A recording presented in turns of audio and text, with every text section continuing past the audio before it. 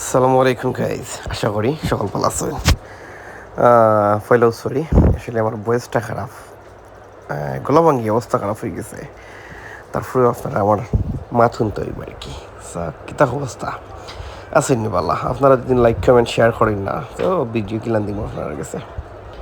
Follower যারা যারা আছেন তারা লাইক কমেন্ট করুক, ফলো করুক, আর যারা নন ফলোয়ার আছেন আপনারা ফলো দুকা। আর আশা করি সুন্দর সুন্দর ভিডিও হল দেখতে পাবো আমার ভিডিও, মানে এই পেজও বলতে আমার বলতে কিন্তু আপনার পেজ একটা আমি চালাইলাম জাস্ট অতখান। আপনারা ভিডিও দেখবা আমি ভিডিও ছাড়বো অতখান। সুন্দর মাই রয়েছে লালমস্থান বনাম দেবদাস ঘুরিয়ে। দেবদাসে খুব ভালো পয়েন্ট রয়েছে, প্রথম অবস্থা বোঝা গেছে দেবদাসও বাজি মারি দিব, বাট শেষ পর্যন্ত দেখতে থাকা। ভিডিওটা একটু লং হয়ে যায়, সারলাম লং আপনারা লাগে। আপনারা তো হইন শর্ট ভিডিও দিলেই, লং ভিডিও দেওয়া হয় না। তো দেখতে থাকা লং ভিডিও, আর দেখতে দেখতে কিছু কথা হয়ে যায় আপনারা লাগে মাতিয়া যায় আজকে। যত মানুষ হয়েছে এটা আসলে লোয়ার গড় মাঠও পড়ছে, নতুন বাজার যেটা, নতুন বাজারের অপোজিট যে খেলার মাঠ হঠাৎ পড়ছে, এটা আসলে পুরানো একটা মাঠ। এই মাঠও বড় বড় বিশাল মাইরা হয়েছে পুরানা। আগের যারা যারা আছেন সেগুলো জানেন, ওখানকার মানুষও জানেন এই মাঠটা প্রচুর মাইটে রয়েছে। এখন আর তোলা দেওয়া হয় না, আমরা বালা নাই, আমরা নিজেও খারাপ, তাহলে আর তোলা হয় না। তোলা হইলে তো আসলে সবাই দেখতে পারলাম না। কালকে যে তোলাটা হইল শুরুই হয়ে গেছে 11:30। বিয়ানীবাজার স্টার্ট করা হয়েছে, মানে খেলা হইতো বিয়ানীবাজার থেকে যাইতে যাইতে তোলাইটা দেওয়া গেছে না প্রশাসনের ঝামেলার কারণে। এটা লগে আপনার বোর্ড লেখা যাইতে যেতে হিসাবে এটা আর কি ফান করিলাম বর্ডার বাঁকা জায়গা। আমরা ভিতরে হামাইয়া উইছে 11:30 কি 1টা পর্যন্ত, 2.5 ঘন্টা মাত্র। এরপরে প্রশাসনিক ঝামেলার কারণে সিকন্দরের মাইটটা আমরা দেখতাম পারছি না। সো ব্যাড লাক, মাইটটা হইলে সুন্দর লাগলো না, রাজাবাবু বনাম সিকন্দর। তো কেটা করবা, এটা আমরা কপালের দোষ। আমরা আগে ঠিকও বিশাল মাইট করাইতাম পারছি, বিশাল মাইট দেখতাম পারছি, এখন তোলাও নাই, কিচ্ছু নাই, তা করবো আর কিচ্ছু করার নেই।